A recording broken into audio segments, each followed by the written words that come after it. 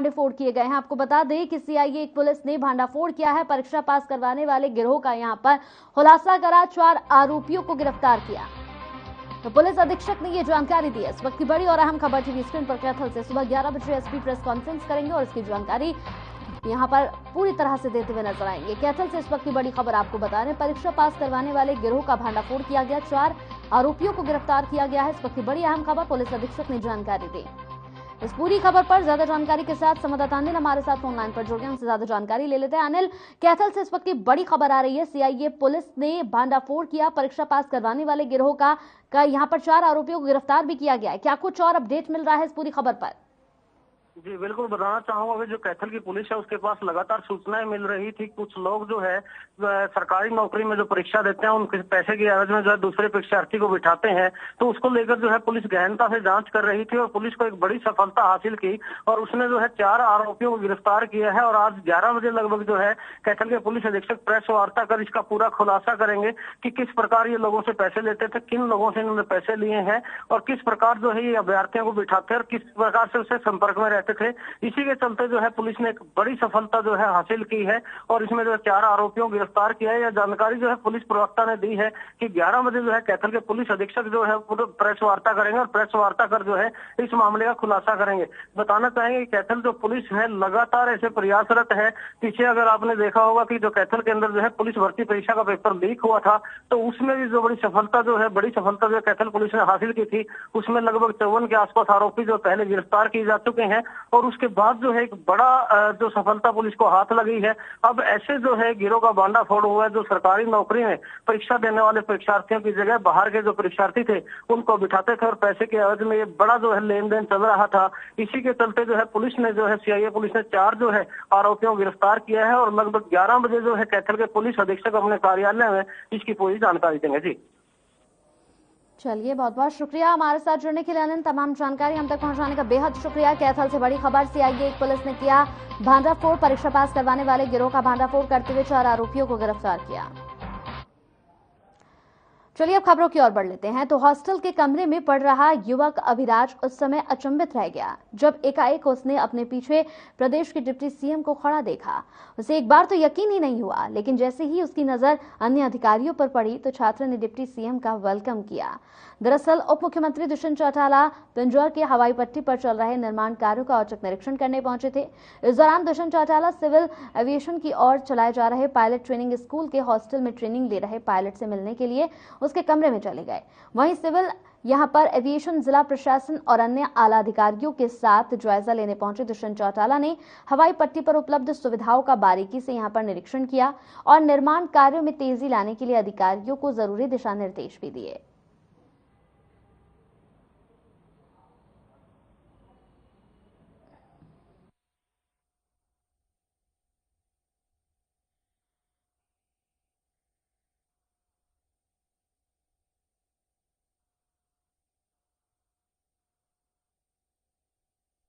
तो गुरुग्राम के सेक्टर 40 के एफिरल हाउस में बीजेपी किसान मोर्चा की राष्ट्रीय कार्यकारिणी की बैठक हुई। बैठक में केंद्रीय कृषि मंत्री नरेंद्र सिंह तोमर और बीजेपी प्रदेश अध्यक्ष ओपी धनखड़ भी पहुंचे। ओपी धनखड़ ने बिना नाम लिए गुरनाम सिंह चढ़ूनी पर पार्टी बनाने को लेकर निशाना साधा। धनखड़ ने कहा कि प्रधानमंत्री ने बड़ा दिल दिखाते हुए कृषि कानूनों को वापस ले लिया, लेकिन कुछ किसान नेता अब राजनीतिक पार्टियों का गठन कर रहे हैं। पदाधिकारी सदस्यों का प्रधानमंत्री जी ने बहुत ही बड़े मन के साथ जो है कानून वापस लिए। हम इसके लिए प्रधानमंत्री जी के आभारी हैं और अब तो कोई विषय उसका बचा नहीं है, बल्कि कुछ किसान नेता पॉलिटिकल पार्टीज का गठन कर रहे हैं। तो सोनीपत पहुंचे राज्यसभा सांसद दीपेंद्र हुड्डा ने सरकार पर जमकर अपनी भड़ास निकाली। उन्होंने यहां पर सरकार पर निशाना साधा। दीपेंद्र ने आरोप लगाते हुए कहा कि बेरोजगारी में हरियाणा नंबर 1 हो गया है। अब अपराध और भ्रष्टाचार भी अपनी चरम सीमा पर है। जनता वोट की चोट से भविष्य में सरकार को सबक जरूर सिखाएगी। भर्ती घोटाला मामले को लेकर दीपेंद्र ने कहा कि अब ये नारा चल चुका है कि अगर अपना छोरा लगवाना है तो उसको 2-2 नोटों का बोरा दो और पेपर को छोड़। यहाँ पर ये नारा दिया गया उनकी ओर से। आपको बताते चले कि इस नारे के साथ ही वो यहाँ लगातार आगे बढ़ रहे हैं। शिक्षा दी है और आपने धैर्य, शांति और अनुशासन का जो परिचय दिया है, देश के डॉक्टर बने, इंजीनियर बने, परीक्षा दी है, और आपने धैर्य, शांति और अनुशासन का जो परिचय दिया है, देश के इतिहास में सुनहरे अक्षरों में नाम लिखा जाएगा कि भारत के प्रधानमंत्री जी को भी, प्रधानमंत्री को आपने झुकाने का काम किया। और सोनीपत के लोगों ने जो इतनी बड़ी आहुति दी, इतनी बड़ी इनकन्वीनियंस थी, लेकिन उसके बावजूद भी आपने आहुति दी कि भाई हम ये जायज अपने हकों की बात कर रहे हैं। तो आज वो आंदोलन की जीत हुई है। इस अवसर पे भी मैं आपका भी धन्यवाद करता हूँ, किसान को मुबारक देता हूँ। और आप सब रोजगार देने में नंबर 1 था, आज वही हरियाणा 8 साल के बाद बेरोजगारी में नंबर 1 हो गया। आज वही हरियाणा कानून व्यवस्था चौपट, अपराध दर में नंबर 1 हो गए। अपराध दर में दोनों तरह के अपराध,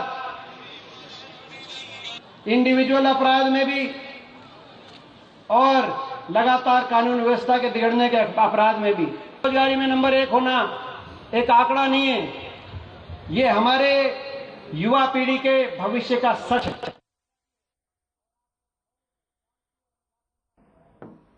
तो हरियाणा के पूर्व मुख्यमंत्री और इनेलो सुप्रीमो ओम प्रकाश चौटाला रविवार को यहां पार्टी कार्यकर्ताओं के कार्यक्रम में शिरकत करने के लिए सोनीपत पहुंचे।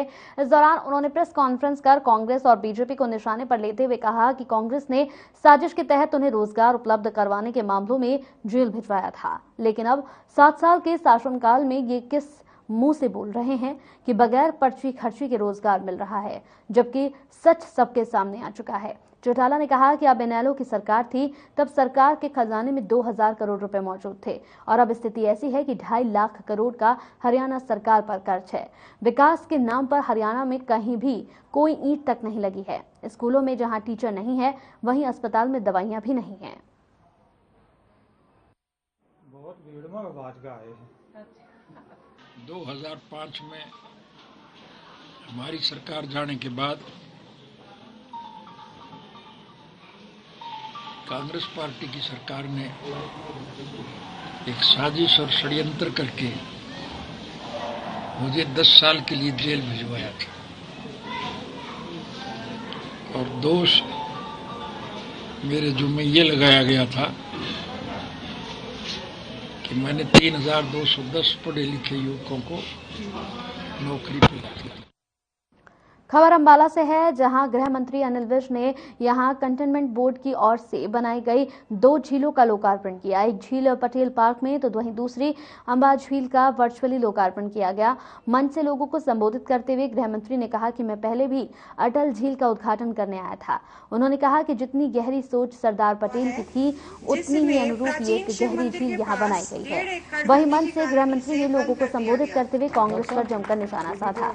उन्होंने यहाँ पर कहा कि जिस पार्टी के हाथ में देश की बागडोर दी गई थी, उन्होंने लोगों को ये बताया कि स्वतंत्रता की लड़ाई कांग्रेस ने लड़ी थी, जबकि कांग्रेस का जन्म तो 1885 में ही हुआ था।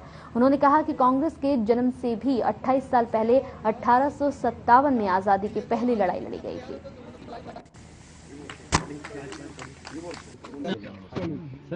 हाँ जी सर। अंबाला छावनी करवट ले रहा है, चारों ओर इसके सौंदर्यीकरण के और इसको निखारने के प्रयास चल रहे हैं। आज से पहले भी छावनी बोर्ड में मैं अटल झील का उद्घाटन करने के लिए आया था।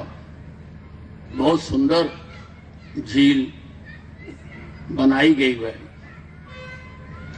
और साथ ही छावनी बोर्ड झील भी परेड के पास बनाई गई है। आज इस बहुत पुराने पार्क में, सरदार पटेल पार्क में भी सरदार पटेल झील, गहरी झील, जितनी गहरी सोच सरदार पटेल की थी, उसी के अनुरूप यहां पर एक बहुत गहरी झील का शुभारंभ किया गया है। टोहाना के मानव सेवा संगम चैरिटेबल ट्रस्ट अस्पताल परिसर में रक्तदाताओं को सम्मानित करने के लिए कार्यक्रम का आयोजन किया गया। कार्यक्रम में मुख्य अतिथि के तौर पर बीजेपी के पूर्व प्रदेश अध्यक्ष सुभाष बराला ने शिरकत की। इस दौरान सुभाष बराला ने कहा कि मानव सेवा संगम ट्रस्ट पिछले 3 साल से यहां पर कर रही है। रक्तदान के क्षेत्र में यह ऐतिहासिक काम है। कोरोना काल के दौरान टोहाना के साथ साथ आसपास के जिन भी लोगों को मदद की जरूरत हुई, ट्रस्ट की ओर से जुड़े ऐसे लोगों की पूरी मदद की गई।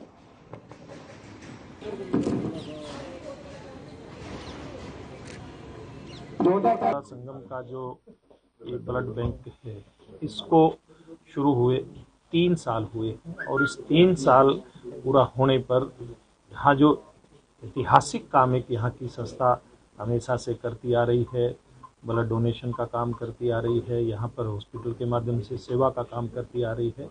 तो आज जिन ऐसे युवाओं के दम पे टोहाना ही नहीं आसपास के क्षेत्रों में लोगों की खून की जरूरत पूरी होती है, ऐसे जो रक्तदाता हैं, ऐसी जो संस्थाएं हैं जो रक्तदान के काम में लगी हुई हैं, ऐसे सब संस्था और व्यक्तिगत लोगों को यहाँ पर सम्मानित करने का काम मानव सेवा संगम। चलिए इसी के साथ इस बुलेटिन में मेरे साथ इतना ही। नमस्कार।